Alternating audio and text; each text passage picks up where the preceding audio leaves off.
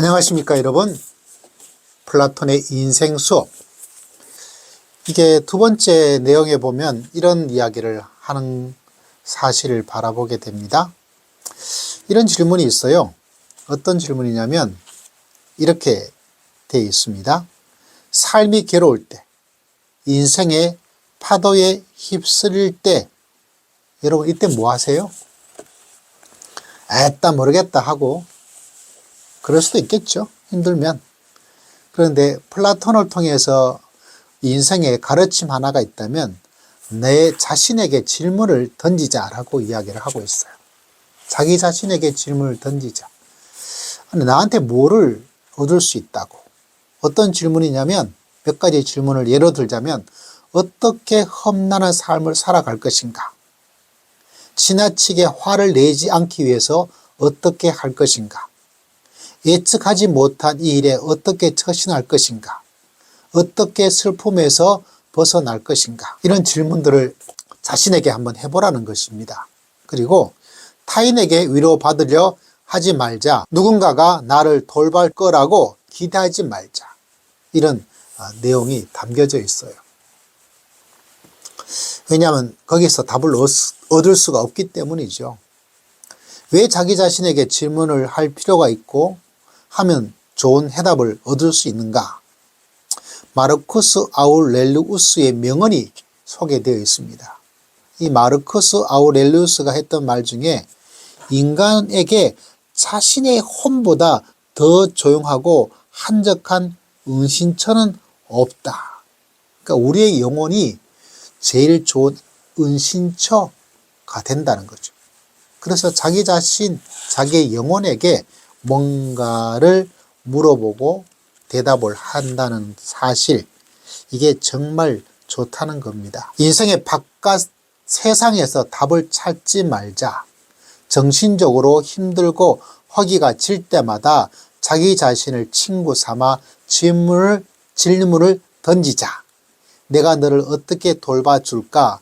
내가 진정으로 원하는 것이 무엇이니? 너는 요즘 왜 그렇게 힘들어하고 있느냐? 스스로 어떤 사람인지 알지 못하는 삶에 균형은 없다. 작은 일에도 쉽게 휘청거리고 하루하루 쌓이는 불안감, 긴장감, 피로감에 기진맥진해 있을 뿐이다. 무엇보다 자기의 자신을 망각하지 말고 자기 자신을 돌보고 배려하고 집중하는 행위가 필요하다. 자기 돌봄. 그 자기를 돌볼 때 이 사람은 질문을 던져보는 거죠. 내 자신에게. 그러면 그 파도를 헤쳐 나갈 수 있다. 제가 이 책의 이 부분을 읽다가 좀 깜짝 놀랐어요. 성경에도 바라보면 내 영혼아, 내가 왜 낙심하며, 마치 자기 자신의 영혼인데 자기 자신의 아닌 것처럼 이야기를 하고 있는 부분이 있거든요. 이게 바로 자기를 객관화하면서 자기를 돌보는 자기 돌봄의 시작입니다. 그런 면에서 참 신기하다, 이런 마음의 생각을 가지게 되는 거죠. 질문을 한다는 자체는 자기 자신이 완벽하지 않고 자기 자신이 잘 모르고 있다, 모르는 사람만이 질문을 하는 거죠. 호기심을 가지고. 그래서 이 책의 한 부분의 제목이 무지를 깨달은 자만이 스스로를 돌본다. 자기 자신이 영혼에 자기 자신에게 뭔가 질문하지 않는 사람은 아는 것 나 다 알고 있어. 그러다 보니까 정말 알아야 될 것을 알지를 못한다는 거죠. 그러나 자기 자신의 영혼에 뭔가를 질문을 하고 뭔가 물어본다면 그 영혼이 답을 해줍니다. 그래서 아무리 거센 풍파, 파도가 일어난다 하더라도 다 헤쳐나갈 수 있는 거죠.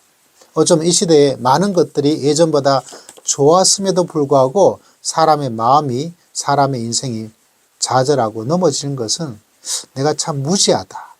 그러면 물어보자. 이런 자기 자신에 대한 질문이 없기 때문이 아닐까. 내 영혼아, 내가 어째 낙심하느냐? 그런 스스로에 대한 자기 자신의 질문이 없는 시대. 그러다 보니까 너무 힘든 게 아닐까. 그런 부분에서 일정 부분 이 책의 내용을 지지합니다. 여러분, 내 영혼을 돌보고 자기 자신에게 질문을 한번 던져보면 그 속에 답이 나올 것입니다.